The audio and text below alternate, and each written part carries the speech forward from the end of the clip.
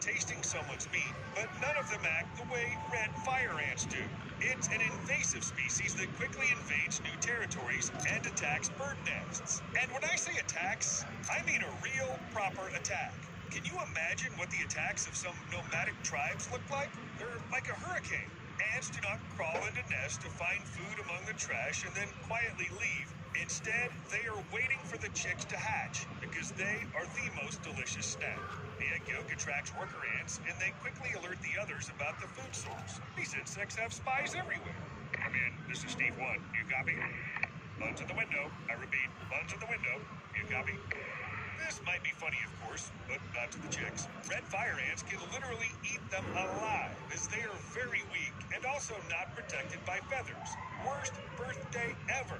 In regions with an abundance of fire ants and where trees are not treated with any pesticides, up to 22% of the chicks die, becoming a dinner for the ant colony. Just think about it. 22%. This is not counting deaths from other causes, because newborn birds do not need much to quit the game. Too cold, too warm, too humid, not enough food, or maybe the mother accidentally hurt them with her bat. In short, there are many ways. And now there are also ants? Wait a minute. Why do ants even eat meat? I mean, they're tiny. Are their jaws really big enough to bite it off? Oddly enough, yes. Of course, ants will hardly handle the skin of an elephant, but when it comes to a chick that has just emerged from the shell, it's not hard.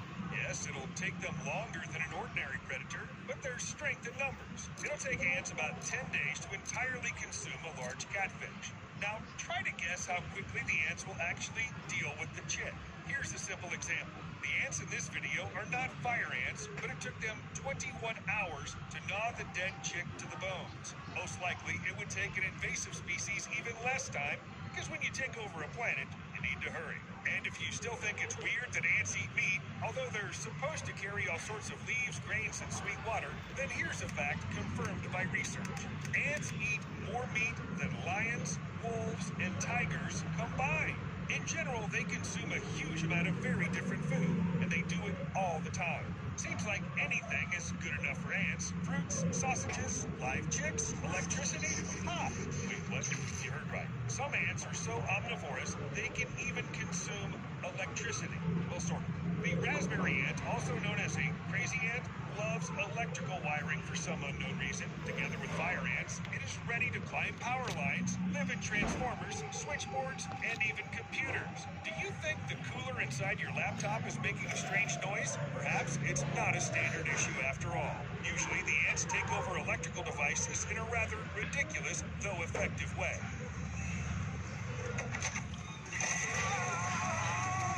One ant gets into the transformer and grazes against the hot wire. It gets electrocuted, and the ant immediately releases pheromones, which lure even more ants. The ants who come to the call touch the wires or their fallen comrade. They also get electrocuted. Pheromones are released again, and even more ants are called to the spot. Soon enough, there are so many dead ants that the insulation is fried and the system short circuits. Fire ants work roughly the same way. They disable air conditioners and water pumps.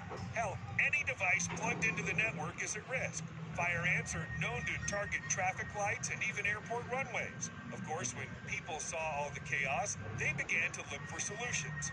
As it usually happens, pesticides prove to be the most effective way. But they can kill not only ants, but all living things around. And they decided to use flies. Phorid flies use ants as an incubator. They attack quickly, lay eggs quickly, and fly away just as quickly.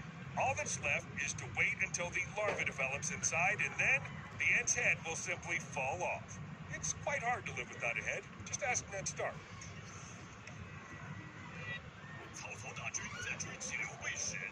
Unless they have a few trained flies nearby, well, they must be able to somehow get out of the nest. There are also no fences. They just need to jump over the edge and...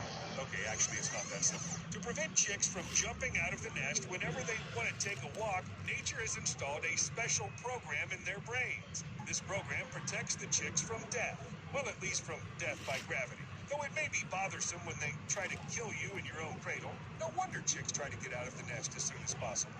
Ants are not the only issue they have. The nest only seems cozy, warm, and safe. In most cases, it's an awful, cramped, parasite-infested place where you don't want to be at all. Parasites carry diseases, and if If the chick does not get out of the parental home quickly enough, parasites may as well kill it. Don't forget about the siblings, which also make the nest cramped. Who would want to live in such conditions? I've had enough. First the ants, then you have to share with everyone. No pushing, no taking food from your sister. That's it. I'm leaving.